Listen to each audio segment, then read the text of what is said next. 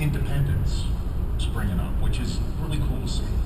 Yeah, that's true. I don't think, it doesn't seem to, I don't know, I'm kind of out of the loop, but it doesn't seem to me as much of the kind of illustrative, alternate kind of stuff that we like to draw. It seems to be mainly superheroes now, but I guess there are some things out there. They're superheroes or zombies. Or zombies, yeah, right.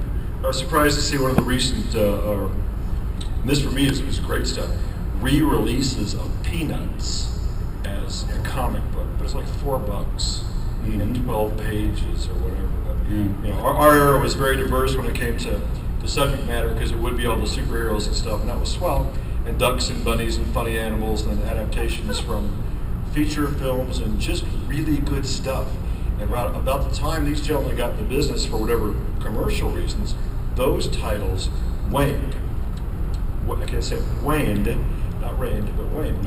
And then it stayed that way for quite a while, so we lost a lot of those fun, diverse approaches to storytelling. Now, some of them are back, but the ones that are, of course, most prevalent are still the superheroes and the new 52. Any 52 people out here? Anybody know what I'm talking about? Yeah. Nothing. Anybody comatose? And, oh, I'm sorry, just kidding. Okay. But yeah, that was from that gen, and I'm a few years behind these, not very much, a couple years behind you guys. My group were the first that they would say, if you draw this and FedEx it, and we get it in time, we might try you out. Because my goal was to do what these guys did. I moved to New York in 1970 and came back a few months later. It just beat the living tar out of me. So, taught me Yeah, it was tough. appreciation of $1, as a matter of fact, too. But Bernie, you guys were running buddies since those days? Oh yeah, Okay. And you come from? I come from Baltimore originally, and lived all my early years there, and by the time I got to be 17, 18 years old, I just could not wait to get out of there. And you know, I moved to New York because then that's what you had to do. I had gone to a convention the year before, the summer before, and talked about you know, getting work from DC, and yeah, sure, kid, you know, love your stuff. Where do you live? Oh, Baltimore. And I said, nah, you gotta live here. Gotta live in the city. And it was true. In 1968, you know, you couldn't work through the mail for comics. You know, you had to actually live there, be in the city, and bring your stuff in by hand to the office, so your editor could berate you for not doing it half right. And pay you $35 a page. Yeah, but at least you got it in on time, you know. So you know, the motto was, you know, don't do it good, do it Thursday. You know, just you know, make the deadline. That's all that counts. Yeah. Rick, I was told that there would be popcorn. Popcorn. You can have some popcorn. We didn't bring enough to share with the rest of the class. It's interesting when they talk about those days in going to New York and trying to get work, and basically you start with the big two, DC and Marvel, or go to Archie, which I went to other places too. And my understanding, and gentlemen, please jump in here, were the editors that were looking at your artwork, for the most part, weren't artists. They were production people who cut color, like Saul Harrison did. Right. Or other people that worked, came up through the ranks, but not necessarily as those who could evaluate good story or good artwork. So if somebody's giving you input that really doesn't have any really good basis for comparison, and then slaps you on the rear end and sends you home, I didn't find any great appraisers of artwork there back then. No, you're right. You're absolutely right. You know, I remember going to Marvel, and you know, all the people I talked to for portfolio review, they were all writers, and everything they said was like what Bruce said. Why don't you draw like Kirby? Yeah. You know, and you know, I made some comment a few years after that about, you know, Marvel's house style, and I told this to Stan Lee, and he got very indignant. You know, what do you mean house style? We don't have a house style. Yeah, so yeah, that's why I was drawing houses, you know. I didn't Yeah, Anybody remember Barry Windsor Smith? Okay, There we got one hand and a couple of yes. When Barry Smith first started, and he's phenomenal. I mean, we've been lucky enough to have him as a guest here. Been a few years. A phenomenal illustrator.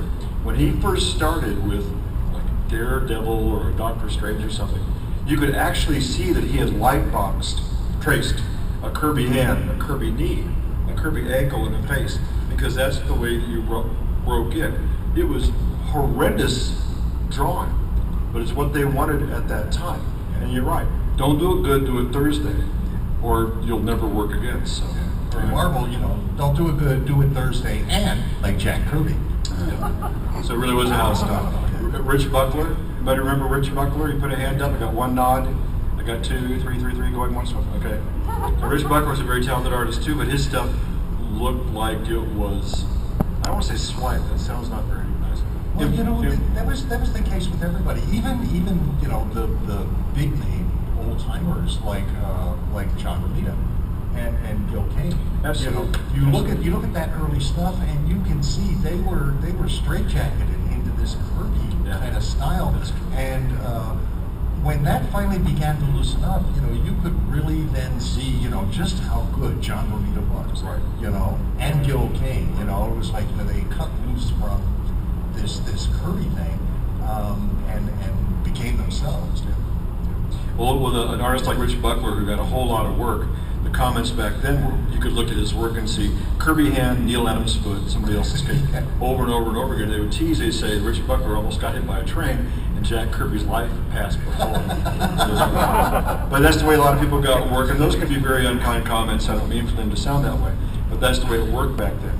If you were able to break out of that mold and achieve published work and doing your own artwork to the best of your ability your way, you would meet some of the acclaim that these two gentlemen met at that point. So you guys started doing work for Warren, and have all the popcorn you want, just don't make a mess.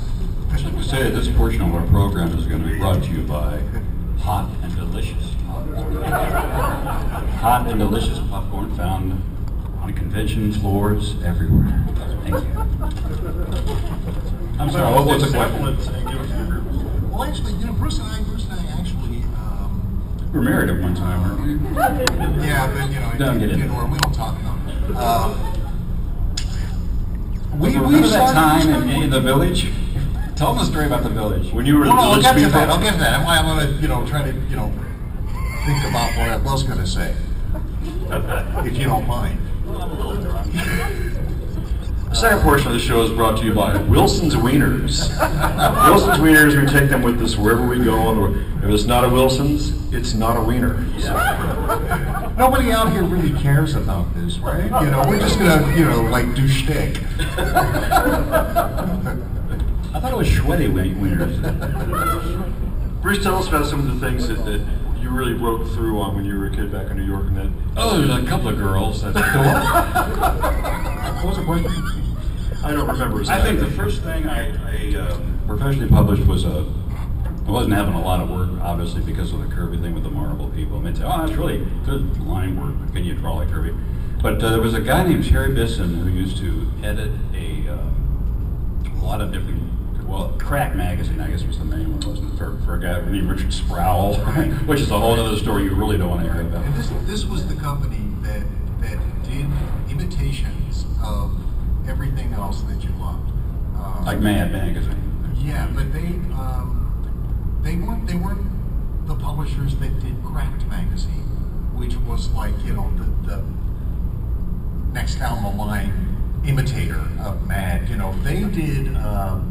What did they do? Crazy Magazine or something, or Zany Magazine, and it was like third-rate Mad Magazine, and everything else he did, he did like a Good Housekeeping ripoff, and a Cosmopolitan ripoff, and everything was really kind of cheap and low quality, and they didn't have any money to pay the contributors. And I remember he had an office way the hell out in Long Island somewhere.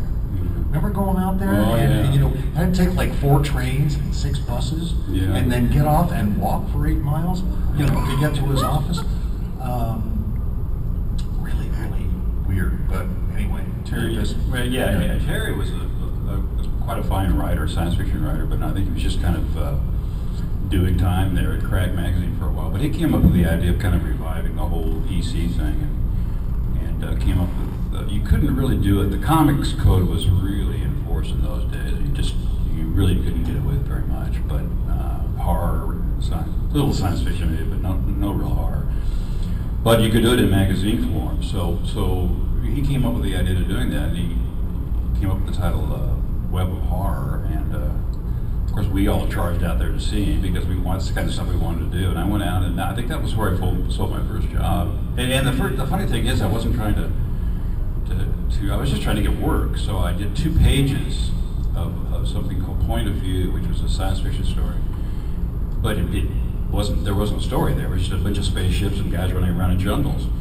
And I sat down and I said, "My name is Bruce Jones, and I'd like to work for your magazine." He said, "I'd love to see your portfolio, So I brought out these 2 pages, and he goes, "Mm-hmm. Okay, we'll take it.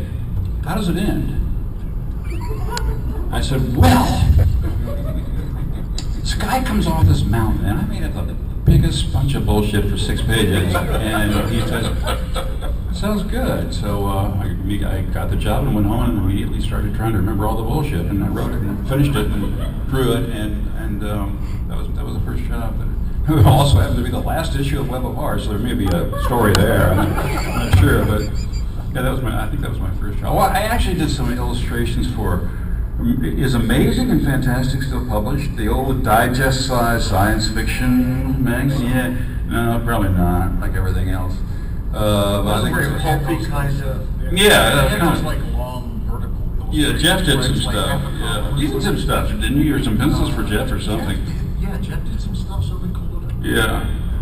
But I mean, we really went to New York at the wrong time. We were trying to be, the next Frank Frazetta and Al Williamson, and they just, or Graham Ingalls, and there wasn't much call for that. But we all hung together, and gradually it got better. Also, the fanzines, I think, really kept some of us alive because they actually paid. They were so. And there was a small army of people that really dug that kind of stuff. So, and then of course, not too many years later, Bernie completely sold out and started doing Swamp Thing for DC. So we didn't pay much attention to him after that. And I don't know what Swamp Thing is. Swamp Thing was a kind of a cheap imitation of horror comics. They gave me money. And, They paid you money. So, yeah, I kind of like that. Yeah. So, wow. Yeah, well, you liked it, but none of the rest of us did. So we kept Bernie in a small trunk for some time, and we'd throw some hard paper in, there'd be some meat, and kept him going for a while. Remember those days? They were great days. Yeah. Remember? Yeah. And he would say, "But I need sex," and we'd throw a rat in. Yeah. It was torture, but the work turned out amazingly well. Just a pen and a flashlight. I could never figure that out. Anyway, Rick. This portion of the Inspiration Hour is brought You guys were all roomies and you ran together and you're pretty much running mates back in those days? Pretty much. And you didn't know each other previously at that point? No, none of us did. Yeah. We just got there at the same time. Yeah. And we were all And desperate. we somehow all ended up at Jeff Jones's apartment. Okay. Yeah. You guys, Jeff Jones, Mike Coluto, who I think... And a lot of people that would drop in. I mean, in those days, Al Williamson would drop in, Yeah. Frank Frazetta would drop in, Jim Steranko would drop in. Yeah, Boyd Crankle. Yeah, there were times You guys when, should know who all these people are. I mean, these are very, very important people that have carved out a niche that if it weren't for this generation, that era, I don't think we'd be this far into this at all. I mean, this is really, really good literature and good art from immortals. Starting off as illustrators as opposed to somebody that says that they just want to be a cartoonist. That's good. Yeah. That's fine. But it's radically different too, so. Yeah. But it was fun. Yeah. I think we, all of us had that basis. We all came out of illustration more than, comic books. And most of us through kind of second generation illustration, like through the Sunday Funnies, we talk about Hal Foster all the time, Prince Valiant, and just how gorgeous, these drawings were, and Flash Gordon. We never talked about, Peanuts or, any of the, like the funny stuff, Bigfoot stuff. you know, that just wasn't the appeal, except for Donald Duck comics, Okay. which all of us had a great affection for. You know, those the great Karl Barks. Exactly. Some of the best science fiction stories I've ever read were in Donald Duck stories. Yeah. That's amazing. That's amazing. There wasn't much money in it, but we kept at it. I know one of the main things that kept me just dogging away at it is because, you know, you could always ask your friend's girlfriend to pose a nude for you, and that was a big And incentive. if she wasn't available, I did it because I needed the money. Yeah, Rick would do They it. pulled for Bruce, but never for me. You know, I would just get slapped. Really? Yeah. I didn't realize that. No, never. Ah, they were all over me. Yeah. One of the interesting things that we're talking about right now is if you look at these different spokes in the wheel, you have cartooning and comic book illustration and superheroes, and it's really, really good. Then you have illustration that pays so much more, that you have so much more freedom. You still have editorial directors, and you still have people that want you to adjust your work. But it's different than somebody saying, no, Spider-Man's web goes like this, like up and down, like it doesn't go under like this. Yeah. And to see the illustrative work that you gentlemen did, I got a student, I thought she'd be in here today. She's 18 years old. She does pencil renderings that are she could get the cover of any magazine if there's any magazines left right now. She's astounding. She got gigged on her Power Girl for the anatomy, and you think, walk away from that. Come to this other stuff. Illustrate book covers. You could go to work immediately. Well, you know, the thing is, you're absolutely right. You know, that we were all coming from this tradition of you know, illustration, but we loved comic books, and we wanted to bring this quality of illustration into the comics, just like the old EC comics, where, you know, they attracted some of the best illustrators of the day. You know, so, you know, here we were, you know, trying to bring this same thing to comic books, which is great. We all knew that illustration paid more, except by the time we got into it, there was no more illustration. You know, Photography everything had gone over to photography. So, you know, all those great high-paying illustration gigs just didn't exist anymore. Right. So, you know, but I don't think any of us really cared that much about the money. For one thing, late 60s, early 70s, it was pretty cheap to live in New York City. You know, I don't think I ever paid more than maybe $350 a month for an apartment in New York. You know, try and find that now. Exactly. You know, you get a phone booth maybe. If phone booths still exist. Yeah, they still exist. If you look back at some of the enviable marks that both you guys have made in comics with various characters, there's a myriad of them. But Bruce, you know, looking at the stuff you did when I first met you, I think were at Marvel. Doing a lot of other things too, really cool stuff too. When I first met you, you were doing Kazar?